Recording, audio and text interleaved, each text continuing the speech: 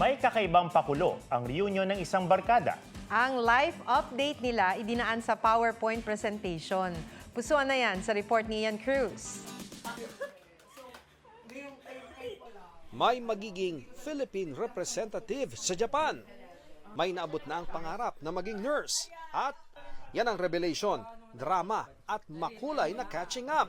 Sa circle ng magbabarkadang near group, must ang life update through PowerPoint ala Thesis Defense with presentation sa kanilang friendship committee. 8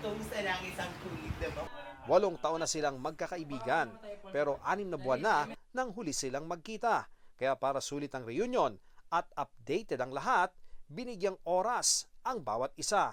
Parang ang dami na pong ganap na hindi namin alam sa isa't isa. Why not gumawa tayo ng PowerPoint, guys, para mas detailed? Kunwari, relationship wrap. What if for 6 months, maggawa tayo ng life update?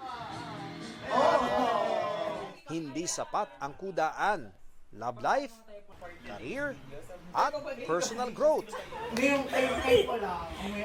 Dahil dito, may mga revelasyong kanilang ikinagulat, ikinaproud, at ikinatatag ng kanilang pagkakaibigan. It's really a fun thing to do with your friends. Na-realize ko na, lumalaki yung mundo ng friends ko. We are still parts of each other's lives kahit nagdidrift apart yung careers namin. We look forward to the day na magkikita-kita ulit kami. Lagi-lagi po kami babalik sa isa't isa po. Yun, totoo. Tama. Ian Cruz nagbabalita para sa GMA Integrated News.